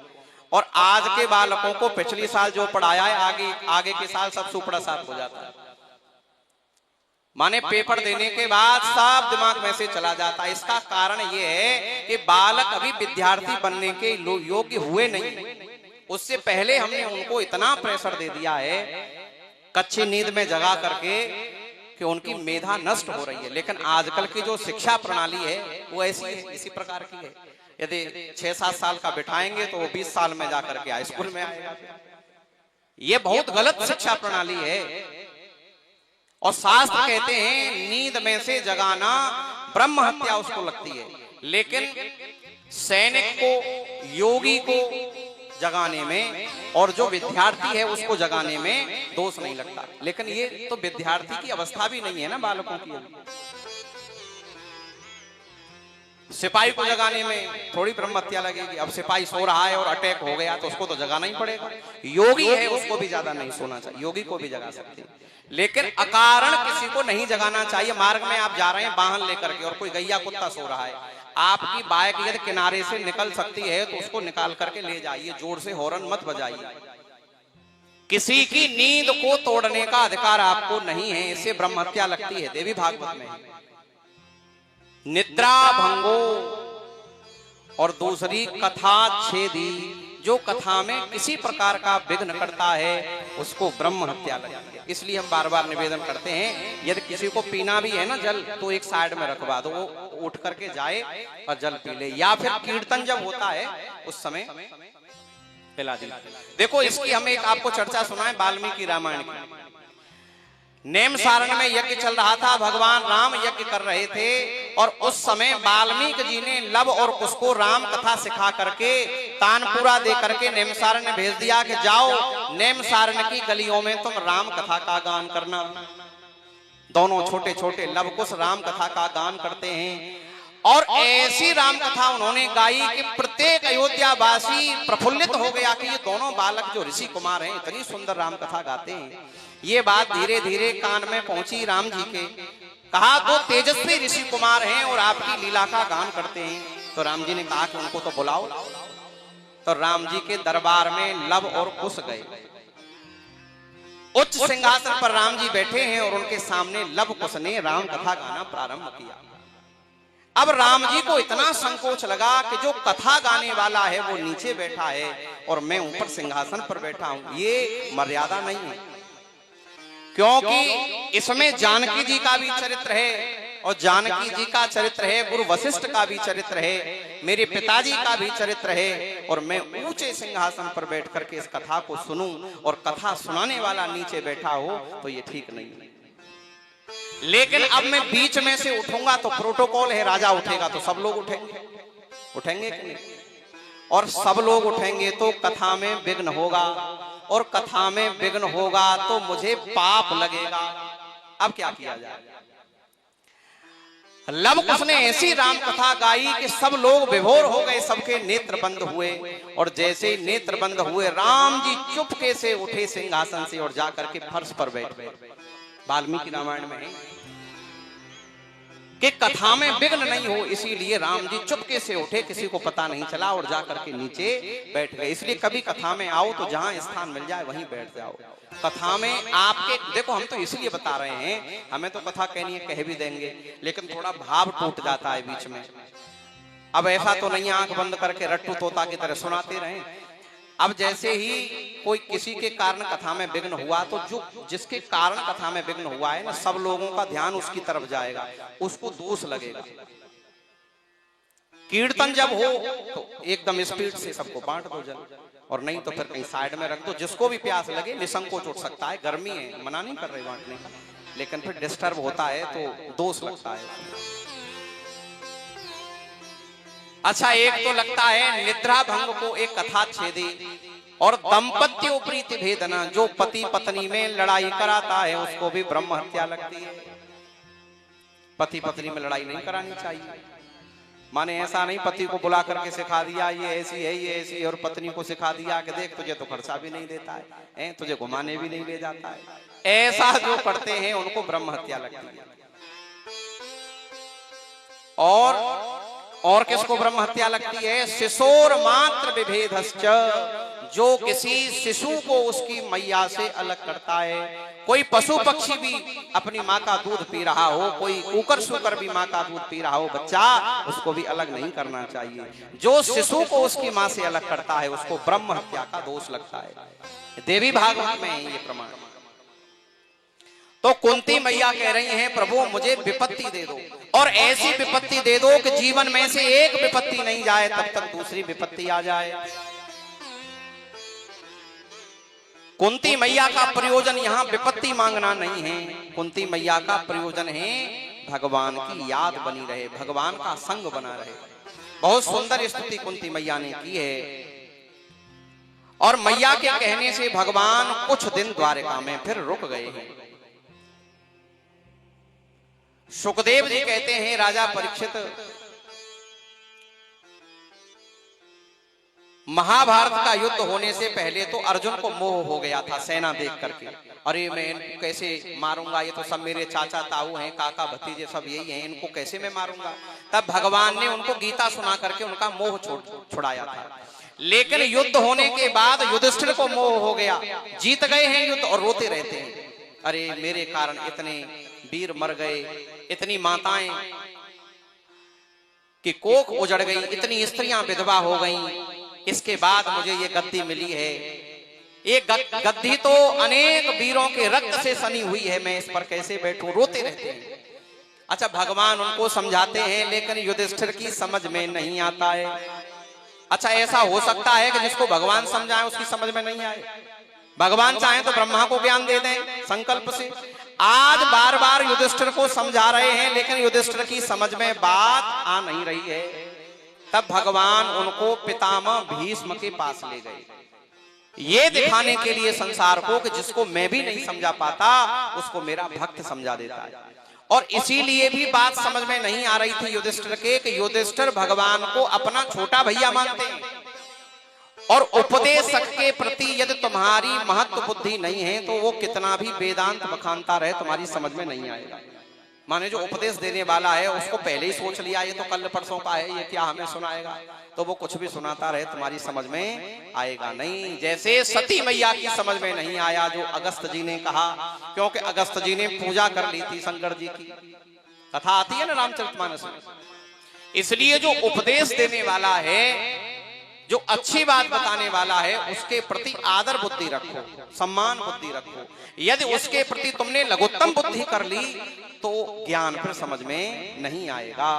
युधिष्ठिर समझते हैं कृष्ण को छोटा भैया, इसलिए बार बार समझाने पर भी कृष्ण की बात अर्जुन के समझ में तो आ गई लेकिन युधिष्ठिर की समझ में नहीं आई। तब भगवान उनको पितामह भीष्म के पास ले गए हैं। उस समय पितामह भीष्म सरसैया पर लेटे हुए हैं, शरीर में एक भी स्थान ऐसा नहीं है जहां बाण नहीं लगा हो, लेकिन उनके चेहरे से अपूर्व तेज निकल रहा है। और जैसे ही पितामह ने पांडवों को देखा, पितामह के नेत्रों में आंसू आ गए। कहते हैं अरे पांडवों, तुम्हारे साथ अन्याय हुआ है, तुमने बहुत कष्ट सहे हैं, तुम उन कष्टों के योग्य नहीं थे, तुम्हारे साथ बहुत अन्याय हुआ है पांडवों, लेकिन तुम उस अन्याय का दोष किसी को मत देना। क्या कह रहे हैं पितामह? तुम्हारे साथ अन्याय तो हुआ है लेकिन उस अन्याय का दोष किसी को मत देना। जैसे ये बादल वायु के अधीन रहते हैं, उसी प्रकार जीव काल के अधीन रहता है। काल जिसको जैसी प्रेरणा देता है वो उसी प्रकार कार्य करता है। और फिर पितामह भीष्म ने कहा, पांडवों इनको जानते हो जो तुम्हें यहाँ मेरे पास लेकर के आए हैं? पांडव बोले हाँ जानते हैं, हमारे मामा वसुदेव के लड़के हैं, अर्जुन के सखा हैं, अर्जुन के सारथी हैं। पितामह कहते हैं बस यही भूल कर रहे हो पांडव तो। अरे ये केवल तुम्हारे मामा के लड़के नहीं हैं, अर्जुन के सारथी नहीं हैं, अर्जुन के सखा नहीं हैं, यही साक्षात कालों के काल परमात्मा हैं जो यादवों में छुप करके लीला कर रहे हैं। इनकी लीला को हर कोई जान नहीं पाता पांडवों। और देखो ये आज अंतिम समय में मेरे ऊपर कृपा करने के लिए पधारे हैं। ये इतने इतने भक्त वत्सल हैं, इनको पता है कि अब पितामह भीष्म मेरा दर्शन करना चाहते हैं, इसलिए जी आज मुझे दर्शन देने के लिए आए हैं। अर्जुन ये इतने भक्त वत्सल हैं, इनको पता था कि ये पितामह मेरी शत्रु पक्ष की सेना की ओर से लड़ रहा है। भगवान अर्जुन की ओर से थे और पितामह किसकी ओर से थे? दुर्योधन की ओर से। भगवान जानते हैं कि ये शत्रुओं की ओर से लड़ रहा है, लेकिन पितामह मेरे भक्त हैं। आमने सामने जब पितामह भीष्म और भगवान आए तो पितामह सोचते हैं कि मेरे सामने भगवान है, मैं इनको क्या दूं? आज तो यहां मेरे पास कुछ नहीं है। भगवान तो कहते हैं पत्रम पुष्पम फलम तोयम यो मे भक्त्या प्रयच्छति। चाहे कोई भक्त मुझे एक चुल्लू भर जल दे दे, चाहे 2 तुलसी पत्र दे दे, चाहे कोई फल दे दे या पुष्प दे दे, मैं उसी से प्रसन्न हो जाता हूँ। लेकिन पितामह सोच रहे हैं कि यहाँ युद्ध स्थल में न मेरे पास जल है, न फल है, न तुलसी दल है, क्या दूं इनको? फिर मन में आया मेरे पास जो है वही तो दूंगा। मेरे पास तो यहाँ धनुष और बाण है। अर्जुन मैंने अपने धनुष पर बाण चढ़ा करके कान तक तान करके इनकी ओर बाण छोड़ा, ये सोच करके कि प्रभु जो मेरे पास है मैं तो वही दूंगा। और ये शत्रु पक्ष की ओर से लड़ रहे थे। भगवान समझ गए मेरे भक्त पे जो है वही तो देगा, तो इन्होंने मेरे बाण अपने शरीर पर खाने के लिए अपना कवच खोल दिया था और मेरे दिए हुए बाणों को इन्होंने अपने शरीर पर खाया था। ये इतने कृपालु हैं। पितामह भीष्म कह रहे हैं अर्जुन ये इतने कृपालु हैं कि महाभारत युद्ध होने से पहले इन्होंने एक प्रतिज्ञा की थी कि मैं युद्ध में शस्त्र नहीं उठाऊंगा। भगवान ने की थी ना प्रतिज्ञा। और जब मुझे पता चला कि इन्होंने प्रतिज्ञा की है तो एक प्रतिज्ञा मैंने भी कर ली। आज जो हरिहन शस्त्र गहाऊं, तो लाजू गंगा जननी को शांतनु सुतन कहाऊं। पितामह भीष्म कहते हैं मैंने भी एक प्रतिज्ञा कर ली, आज मैंने कृष्ण को शस्त्र धारण नहीं करा दिया तो मैं भी शांतनु का पुत्र नहीं, गंगा का पुत्र नहीं। पितामह ने भी एक प्रतिज्ञा कर ली थी। और पितामह कहते हैं अर्जुन ये बताओ इनकी प्रतिज्ञा तोड़वाने की सामर्थ्य काल में भी नहीं है किसी में सामर्थ्य जो भगवान की प्रतिज्ञा तोड़वा ले? लेकिन जब इनको पता चला कि मेरे भक्त भीष्म ने प्रतिज्ञा कर ली है तो इन्होंने मेरी प्रतिज्ञा की रक्षा के लिए अपनी प्रतिज्ञा को तोड़ दिया। प्रबल प्रेम के पाले पड़कर प्रभु को नियम बदलते देखा, अपना मान भले टल जाए पर भक्त का मान न टलते देखा। जिनकी केवल कृपा दृष्टि से सकल सृष्टि को पलते देखा, उनको गोकुल के गोरस पर 100-100 बार मचलते देखा। प्रबल प्रेम के पाले पड़कर प्रभु को नियम बदलते देखा। अर्जुन ये अपने भक्त की प्रतिज्ञा के लिए अपनी प्रतिज्ञा तोड़ देते हैं। भगवान गीता में कहते हैं कौन्तेय प्रतिजानीह न मे भक्त्या प्रणश्यति। अर्जुन तुम प्रतिज्ञा करो कि मेरे भक्त का कभी नाश नहीं होता है। अब इनसे कोई पूछे कि अर्जुन से क्यों करा रहे हो प्रतिज्ञा, तुम खुद ही कर लो। अरे भगवान स्वयं भी तो कह सकते हैं कि मैं प्रतिज्ञा करता हूं मेरे भक्त का कभी नाश नहीं होता है, लेकिन भगवान अर्जुन से कह रहे हैं अर्जुन ये प्रतिज्ञा तुम करो। क्यों? बोले मैं प्रतिज्ञा करूंगा तो मैं तो अपनी प्रतिज्ञा को किसी भक्त के लिए तोड़ भी सकता हूं, लेकिन यदि तुमने प्रतिज्ञा कर ली तो तुम्हारी प्रतिज्ञा को मैं कभी टूटने नहीं दूंगा। पितामह भीष्म ने अर्जुन से कहा ये मुझे कृतार्थ करने के लिए यहां आए हैं, और पितामह ने युधिष्ठिर को अनेक ज्ञान दिए हैं। दान धर्मान राजधर्मान मोक्ष धर्मान विभागस स्त्री धर्मान भगवत धर्मान समासभ्यास योगत। दान की शिक्षा दी है, राजनीति की शिक्षा दी है, मोक्ष की शिक्षा दी है, स्त्री धर्म की शिक्षा दी है, भगवत धर्म की शिक्षा दी है। और फिर भगवान से कहा प्रभु अब आप मेरे सामने खड़े हो जाइए, मैं आपको देखना चाहता हूं। भगवान पितामह भीष्म के सामने खड़े हो गए। पितामह भीष्म कहते हैं आप मुझे चतुर्भुज रूप से दर्शन दीजिए, क्योंकि मेरा इष्ट स्वरूप चतुर्भुज है। भगवान चतुर्भुज रूप से प्रकट हो गए। भगवान पूछते हैं पितामह कब तक खड़े रहना है आपके सामने? पितामह बोले जब तक मैं शरीर नहीं छोड़ दूं तब तक। ठाकुर जी बोले इनको तो इच्छा मृत्यु का वरदान है, कहो तो 6 महीने शरीर नहीं छोड़ें तो 6 महीने खड़े ही रहना पड़ेगा। थोड़ा उदास हो गए भगवान। पितामह भीष्म कहते हैं ये मुंह पर 12 कैसे बज गए तुम्हारे? मुंह लटका करके खड़े मत हो, मंद मंद मुस्कुराते खड़े हो। मुझे आपकी मंद मंद मुस्कुराहट का दर्शन करना है। और भगवान की मुस्कुराहट है ही ऐसी। लखी जिन लाल की मुस्कान तिन्हि बिसरी वेद विधि जप जोग संयम ध्यान। नेम व्रत आचार पूजा पाठ गीता ज्ञान रसिक भगवत दृगदई अस ऐंच के मुख म्यान। भगवान मंद मंद मुस्कुरा रहे हैं और पितामह भीष्म ने 11 श्लोकों में भगवान की सुंदर स्तुति की है। इतिमतिरुपकल्पिता वितृष्णा भगवत सात्वत पुंगवे विभुम्नि स्वसुखमुपगते क्वचित् विहर्तुं प्रकृति मुकेश यद्भव प्रवाह। पितामह भीष्म कहते हैं हे गोविंद मैंने अपनी वितृष्णा बुद्धि तृष्णा रहित बुद्धि आपके चरणों में समर्पित कर दी है। इस बुद्धि के योग्य वर तो केवल आप ही हैं। आपके समान इस संसार में कोई सुंदर नहीं है।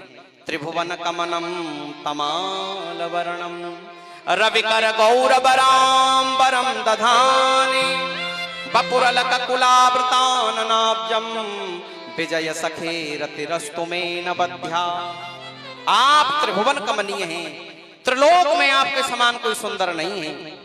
आपके तमाल वृक्ष के समान इस अंग पर सूर्य की रश्मि के समान ये पीतांबर है।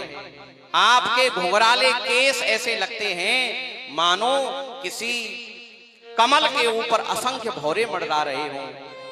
हे अर्जुन के सखा आपके चरणों में मेरी रति हो। और महाराज भगवान की स्तुति करते करते भगवान के स्वरूप को नेत्रों से निहारते निहारते पितामह भीष्म ने अपना शरीर छोड़ दिया। बोलिए भक्तवत्सल भगवान की। देवताओं ने पुष्प वृष्टि करी है। अच्छा मृत्यु हो तो पितामह भीष्म जैसी होनी चाहिए।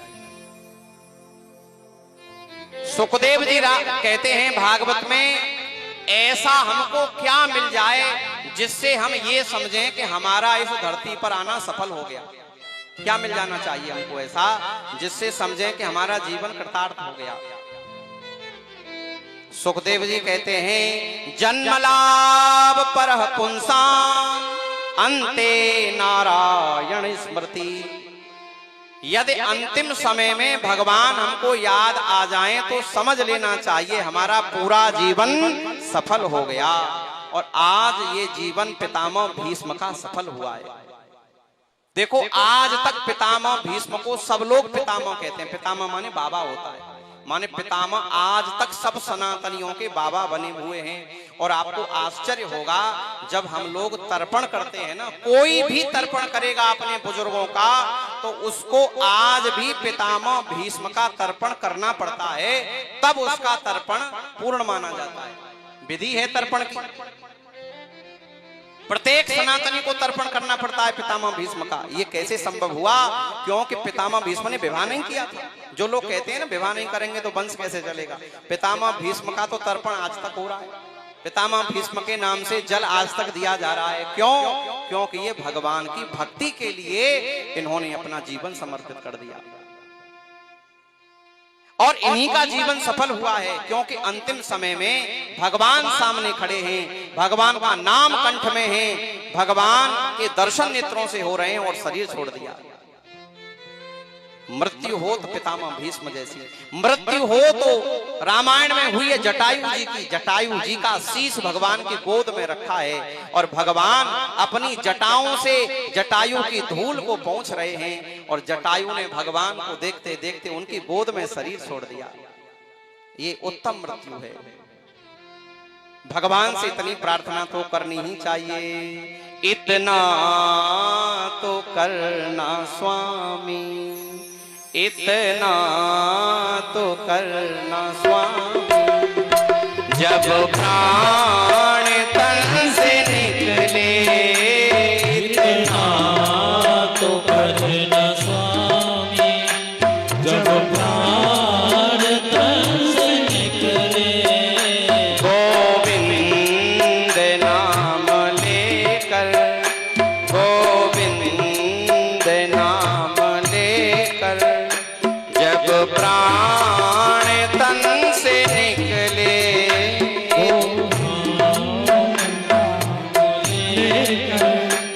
मेरे प्राण तन से निकले, इतना तो करना स्वामी।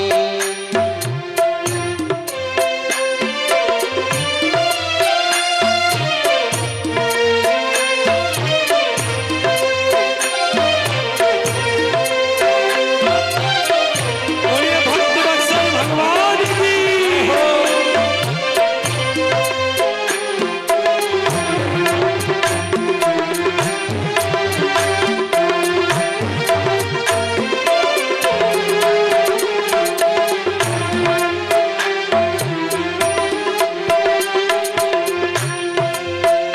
श्री गंगा जी का तट हो, यमुना का बंसी बट हो, श्री गंगा जी का तट हो, यमुना का बंसी बट हो, श्री गंगा जी का तट हो, यमुना का बंसी बट हो, श्री गंगा जी का तट हो, यमुना का बंसी बट हो, यमुना का बंसी बट हो, मेरा सांवरा निकट हो, मेरा सांवरा निकट हो, जब प्राण तन से निकले, इतना तो करना स्वामी, जब प्राण तन से निकले, इतना तो करना स्वामी, जब प्राण तन से निकले, इतना तो करना स्वामी।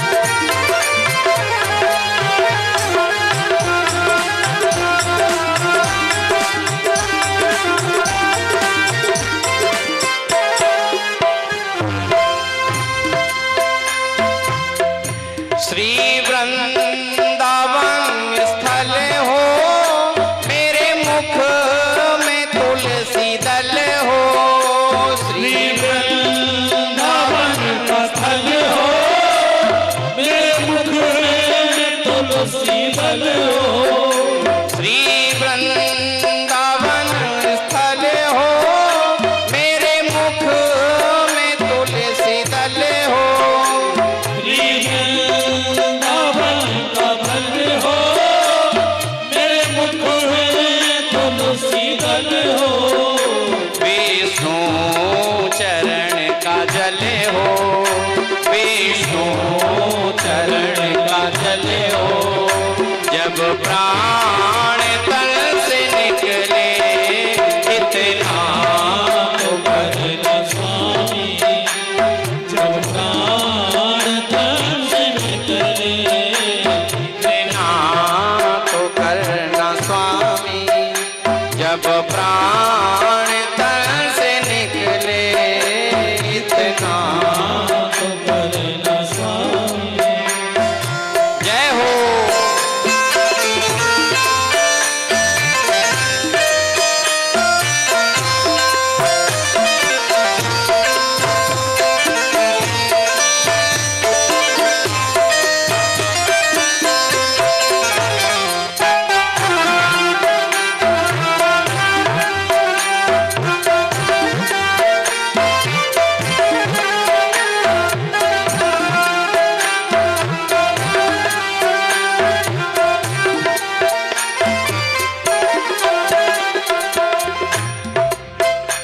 उस वक्त जल्दी आना, नहीं श्याम भूल जाना।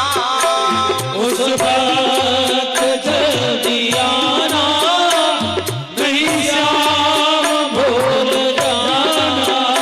उस वक्त जल्दी आना, नहीं श्याम भूल जाना। उस वक्त जल्दी आना, नहीं श्याम भूल जाना। नहीं श्याम भूल जाना। राधा को साथ लाना, राधा को साथ लाना। जब प्राण तन से निकले इतना तो करना स्वामी। जब प्राण तन से निकले गोविंद नाम लेकर, गोविंद नाम लेकर। जब प्राण तन से निकले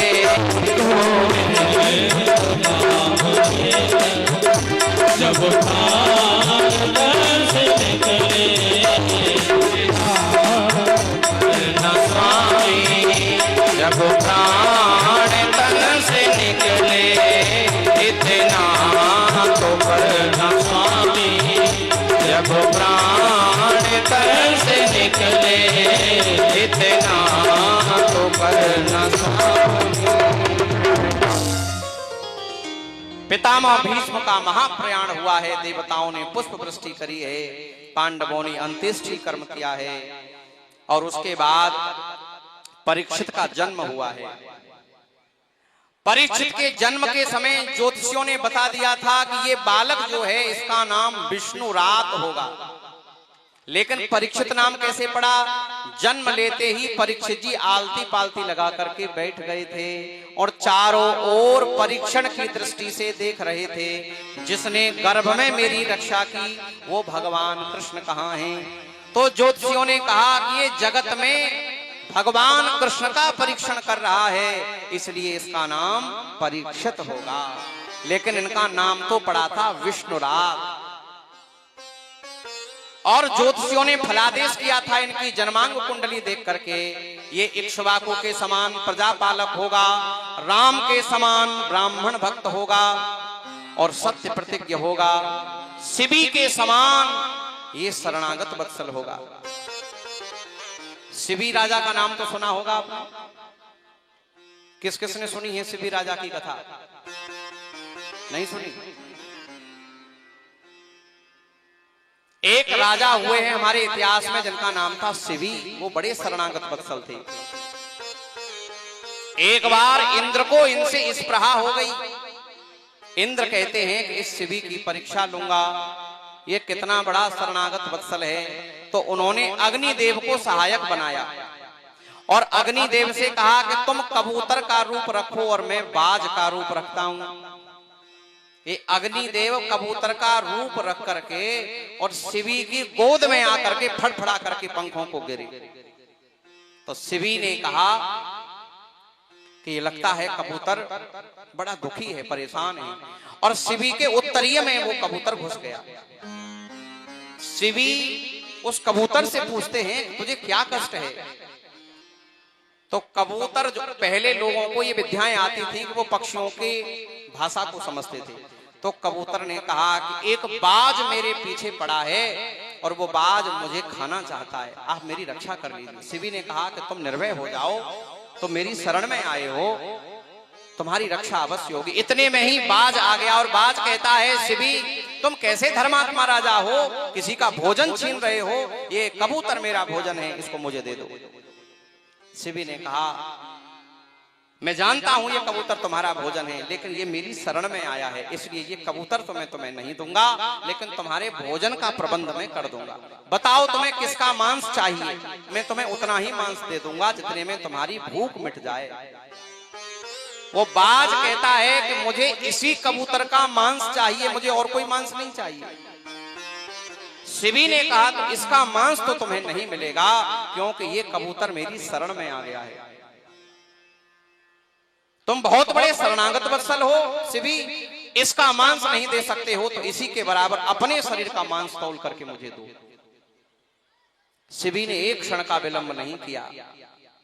शिवी ने उसी समय तराजू मंगाई और एक पलड़े में कबूतर को रखा और अपनी जंघा फाड़ करके वो जंघा का मांस उस दूसरे पलड़े पर रखा। लेकिन आश्चर्य की बात कि उस मांस से वो कबूतर का पलड़ा ऊपर नहीं उठा। दूसरी जांघ को फाड़ करके शिवी ने उस पलड़े पर रखा, लेकिन वो मांस बराबर नहीं बैठा। तब एक हाथ से कृपाण लेकर के अपने एक हाथ को काट करके पलड़े पर रख दिया, लेकिन फिर भी वो मांस पूरा नहीं हुआ। तब अपने मंत्री को बुला करके कहा कि मेरे इस हाथ को भी काट करके इस पलड़े पर रख दो। मंत्री ने दूसरा हाथ काटा, लेकिन फिर भी वो मांस पूरा नहीं हुआ। तब कहा मुझे उठा करके इस तराजू पर रख दो, मैं अपने संपूर्ण शरीर को इस कबूतर के लिए दान करता हूं। और जैसे ही तराजू पर रखा, तुरंत उस कबूतर में से अग्निदेव प्रकट हो गए और बाज में से इंद्र प्रकट हो गए। धन्य है शिवी जो तुमने अपने शरणागत की रक्षा के लिए अपना शरीर तक दान कर दिया। इसी शिवी के विषय में कहते हैं ज्योतिषी कि ये राजा परीक्षित शिवी के समान प्रजापालक और शरणागत वत्सल होगा, अर्जुन के समान धनुर्धर होगा। अनेक गुण बताए और कहा ये कृष्ण का महान भक्त होगा। भगवान श्री कृष्ण अर्जुन को लेकर के द्वारिका गए हैं और उसी समय विदुर जी आए हैं इंद्रप्रस्थ में। ये विदुर जी महाभारत के युद्ध से पहले ही चले गए थे। आज ये अकेले में अपने भाई धृतराष्ट्र से मिले हैं और इन्होंने धृतराष्ट्र को बड़ी खरी खरी सुनाई है। विदुर जी संत है ना, संत जब कड़वी बात बोलते हैं तो कल्याण कर देते हैं। ये एकांत में धृतराष्ट्र से मिले हैं और धृतराष्ट्र से कहते हैं तुम्हें शर्म नहीं आती है धृतराष्ट्र, 100 पुत्र मर गए फिर भी राजभवनों में सुख भोग रहे हो, तुम्हें वैराग्य नहीं हुआ, भगवान का भजन नहीं कर सकते हो, या राजमहल में पड़े पड़े तुम ये पलंग तोड़ते हो, भोजन कर रहे हो, तुम्हें लाज है कि नहीं है? तो धृतराष्ट्र कहते हैं अरे विदुर, जो मर गए ना वो तो बड़े कुपुत्र थे, दुष्ट थे, वो मेरी बात नहीं मानते थे, लेकिन ये युधिष्ठिर बहुत सुपुत्र है। युधिष्ठिर मुझे सारी बात पूछ के ही राजकाज करता है। विदुर जी हंसने लगे, वाह, पहले कुपुत्रों में आसक्ति थी और अब सुपुत्रों में आसक्ति हो गई। अरे धृतराष्ट्र, बंधन तो बंधन है, चाहे तुम लोहे की चैन से बंधो या सोने की जंजीर से बंधो, बंधन तो बंधन, चाहे तुम लोहे के पिंजड़े में बंद रहो चाहे सोने के पिंजड़े में बंद रहो। अरे क्या हो गया युधिष्ठिर, तुम्हें मानता है तो ये भीम तो तुम्हें कुत्ते की तरह टुकड़े फेंकता है, फिर भी तुम यहाँ टुकड़े खा रहे हो और तुम्हें बिल्कुल भी वैराग्य नहीं हुआ। धृतराष्ट्र रोने लगे, अरे विदुर मैं क्या करूं, मैं अंधा हूं, कहां जाऊं। विदुर जी कहते हैं तुम अंधे हो, मैं तो अंधा नहीं हूं, चलो मेरे साथ। और रात में ही विदुर जी धृतराष्ट्र को भवनों से बाहर ले गए। विदुर के कंधे पर रखा धृतराष्ट्र ने हाथ और धृतराष्ट्र के कंधे पर रखा गांधारी ने हाथ, और तीनों रात को ही राजभवन से चले गए और जंगल में जाकर के भगवान का भजन करने लगे। ये है संत के शब्द की सामर्थ्य। पूरे जीवन धृतराष्ट्र ने अधर्म का साथ दिया था, लेकिन अंतिम समय में विदुर जैसे संत का संग मिल गया तो धृतराष्ट्र का कल्याण हो गया। प्रातःकाल युधिष्ठिर को पता चला, अरे मेरे अंधे ताऊ ताई कहां चले गए, कहीं भीम ने तो कुछ नहीं कह दिया। तब नारद जी ने आकर के कहा, युधिष्ठिर तुम चिंता मत करो, उन्हें तो विदुर का संग मिल गया है, वो कल्याण कर रहे हैं अपना। लेकिन अब युधिष्ठिर को अपशगुन होने लगे। सोचते हैं बहुत दिन हो गए अर्जुन को द्वारिका गए, न तो अर्जुन लौट करके आए और न भगवान कृष्ण का कोई संदेश आया, मुझे अपशगुन हो रहे हैं। उसी समय अर्जुन आए हैं, लेकिन अर्जुन का मुख कांतिहीन है, अर्जुन का मुख बिल्कुल तेजोहीन हो गया है। युधिष्ठिर कहते हैं, अर्जुन तुम्हें क्या हो गया, तुम्हारी कांति कहां चली गई, तेज तुम्हारा कहां चला गया। तब अर्जुन ने रोते हुए कहा, अरे भैया युधिष्ठिर, हम सबके प्राण प्यारे भगवान श्री कृष्ण लीला संवरण करके अपने धाम को चले गए हैं। जैसे ही सुना पास में कुंती मैया खड़ी थी, कुंती मैया ने उसी क्षण अपना शरीर छोड़ दिया। ये सुनते ही कि गोविंद चले गए, उसी क्षण कुंती मैया ने शरीर छोड़ दिया। इन पांचों पांडवों ने परीक्षित को बुलाया और परीक्षित को राज्य गद्दी सौंप करके ये पांचों पांडव स्वर्गारोहण की यात्रा पर हिमालय की ओर चले हैं और हिमालय में इन्होंने अपने अपने शरीरों को नष्ट कर दिया और ये सब भगवान के धाम को गए। परीक्षित चक्रवर्ती सम्राट बने, इन्होंने दिग्विजय करी, पूरे देश विदेश और सप्तद्वीपवती पृथ्वी पर इन्होंने एक छत्र राज्य किया है। एक दिन ये अपने रथ पर बैठ करके कहीं जा रहे थे, तब इनको एक आश्चर्य दिखा। क्या दिखा?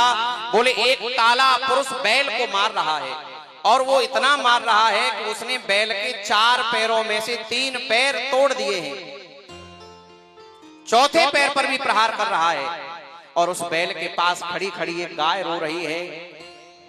तब राजा परीक्षित को बड़ा दुख हुआ कि मेरे राज्य में रह करके कोई बैल पर प्रहार करे, ये हो नहीं सकता।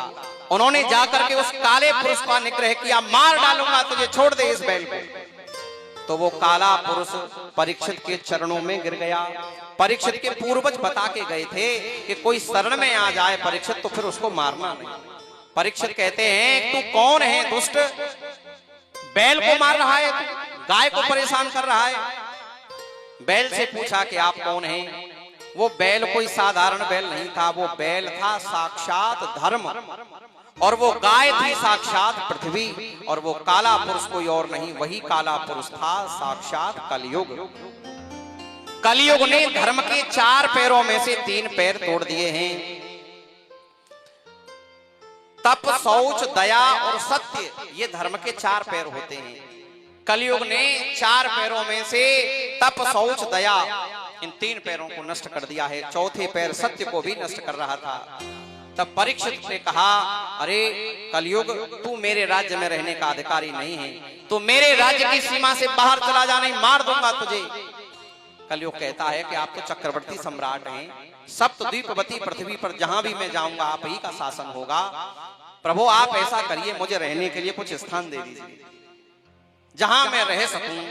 तब परीक्षित ने कलयुग को रहने के लिए 4 स्थान बताए। द्यूतम पानम स्त्रियः सूना यत्रा धर्मश्चतुर्विधा। अरे कलयुग, तुम जहां जुआ खेला जाता है वहां जाकर के अपने परिवार के साथ रहो। जहां जुआ खेला जाता है वहां कलयुग अपने परिवार के साथ निवास करता है। पानम, जहां मदिरा पी जाती है, जहां मदिरा का सेवन होता है वहां कलयुग अपने परिवार के साथ रहता है। स्त्रियां, जहां व्यभिचार होता है, अवैध स्त्री संबंध में कलयुग का निवास होता है। और सूना, जहां हिंसा होती है, मारकाट होती है, तो वहां कलयुग रहता है। ये कलयुग कहता है कि ये चारों की चारों गंदी जगह दे दी हैं। अरे कोई एक कमरा तो ऐसा बता दो, कोई रिश्तेदार आए तो वहां बिठा लो। ये चारों की चारों गंदी जगह दे दी। द्यूतम पान स्त्रिया सूना, ये चारों गंदी जगह है, तो एक आध तो कोई अच्छी जगह दे दो। तब राजा परीक्षित को दया आई और राजा परीक्षित ने कहा, जाओ 5वां स्थान तुम्हारा सोने में होगा। सुवर्ण में स्थान दे दिया, गोल्ड में। ये माताएं सोच रही होंगी सोने में कलयुग है और हमारा तो गुजारा बिना सोने को होता नहीं है। माने इनके पास पति की जेब में से कुछ कुछ निकालती रहती है, जब इकट्ठा हो जाता है ना तो पति से कहती हैं कि मैं पीहर जाती हूँ ना, मुझे कुछ मिलता है तो ये इकट्ठा हो गया देखो मेरे पास, तो थोड़ा दिल वाला हो कुछ मुझे। तो पति कहेगा ठीक है दे ले लो तुम्हें साड़ी वाड़ी जो कुछ। हाँ साड़ी वाड़ी नहीं, सुनार की दुकान पे चलो। सोने से बड़ा माताओं को मोह रहता है। अच्छा कुछ नया सामान बनवा के लाए तो बात बात में जैसे अंगूठी लाएंगी तो ऐसे ऐसे करके बात करेंगी, जैसे पता चल जाए कि अंगूठी है तो वो पूछ ले। एक सच्ची घटना बता रहे हैं। एक महाराज, एक बूढ़ी मैया ने पंजाब में सोने का कड़ा बनवाया और सोने का कड़ा बनवाया। अब वो पूरी बस्ती में घुमाई लेकिन किसी ने नहीं पूछा कि ये कड़ा कैसा लग रहा है। अब उसको लगा कि कैसे लोगों को बताऊं कि मैंने सोने का कड़ा बनवाया है। उसने क्या किया, अपनी झोंपड़ी में लगा दी आग अपने आप, और आग लगी तो सबको बुलाने लगी, अरे आओ आओ इधर पानी डालो, इधर पानी डालो, इधर पानी डालो, इधर पानी डालो। तो एक लड़की बोली कि अम्मा ये तेरा कंगन तो बहुत अच्छा लग रहा है। अरे नाश पेटी तू पहले बता देती है तो ये झोंपड़ी में आग काहे को लगा दी, तू पहले ही एक बार कह देती मुझसे, मैंने तो इसलिए आग लगाई कि लोग देखें। बड़ा मोह रहता है सोने से।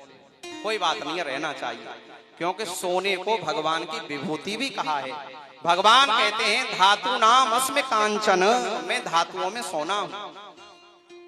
पहनना चाहिए गृहस्थ को, या तो सोना भगवान ने दिया है तो पहनना चाहिए, कोई बुरी बात नहीं है। न्याय पूर्वक कमाए हुए सोने में कलयुग नहीं है, अन्याय पूर्वक कमाए हुए सोने में कलयुग है।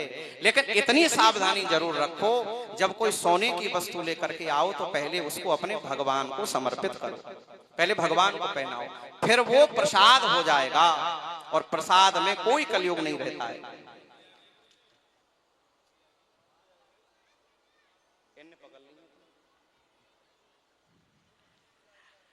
कलयुग को जब सोने में स्थान मिल गया, कलयुग को मिल गया मौका, और कलयुग परीक्षित के मुकुट में प्रवेश कर गया। परीक्षित का मुकुट सोने का था। उस मुकुट को पहन करके ये परीक्षित जी समीक ऋषि के आश्रम में गए, और समीक ऋषि के आश्रम में इन्होंने जल की याचना करी। समीक ऋषि उस समय समाधि में बैठे हुए थे। इन्होंने कहा अरे मैं इस देश का राजा हूं, मुझे कोई जल देगा क्या? लेकिन समीक ऋषि तो उस समय समाधि में थे, इनका स्वागत नहीं कर पाए। परीक्षित को थोड़ा अच्छा नहीं लगा, तो परीक्षित ने कहा अच्छा झूठ मूठ की समाधि लगा करके ये ऋषि बैठ गया है कि राजा का सम्मान नहीं करना पड़े, अभी देखता हूं इसकी समाधि कितनी सच्ची है। और परीक्षित ने एक मरा हुआ सर्प लेकर के समीक ऋषि के गले में डाल दिया। डाल करके परीक्षित तो चले गए। ये बात जब समीक के पुत्र श्रृंगी को पता चली तो उन्होंने क्रोध में भर करके राजा परीक्षित को शाप दे दिया, जिस राजा ने हमारे पिता के गले में मरा हुआ सर्प डाला है उस राजा की 7वें दिन तक्षक के दंशन से मृत्यु हो जाएगी। और महाराज राजा परीक्षित को जब मृत्यु के साप का पता चला तो राजा परीक्षित संपूर्ण राजगद्दी को छोड़ करके, राज भवन को छोड़ करके, अपने पुत्र जन्मेजय को गद्दी प्रदान करके ये परीक्षित गंगा तट पर आ गए हैं।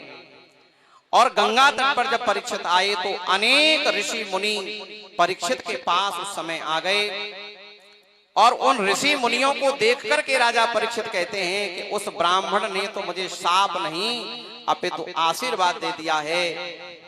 अरे यदि वो शाप नहीं देता तो इतने ऋषियों का दर्शन मुझे नहीं होता। सब ऋषियों से राजा परीक्षित ने कहा कि आप ये बताइए कि जल्दी मरने वाले मनुष्य को क्या करना चाहिए। कोई ऋषि समुचित उत्तर नहीं दे पाया। तब उसी सभा में परमहंस चक्र चूड़ामणि व्यास नंदन भगवान सुखदेव प्रकट हो गए। बोलिए सुखदेव भगवान की जय। सुखदेव भगवान से भी राजा परीक्षित ने यही प्रश्न किया है कि हे प्रभु मुझे ये बताइए कि जल्दी मरने वाले व्यक्ति को क्या करना चाहिए। और महाराज प्रथम स्कंद में राजा परीक्षित ने जिज्ञासा करी है, और द्वितीय स्कंद में सुखदेव जी ने राजा परीक्षित की जिज्ञासा का समाधान किया है। अब 2 मिनट हरिनाम संकीर्तन कर लीजिए और आज की कथा को यहीं विश्राम करते हैं। 2 मिनट हरिनाम संकीर्तन करिए।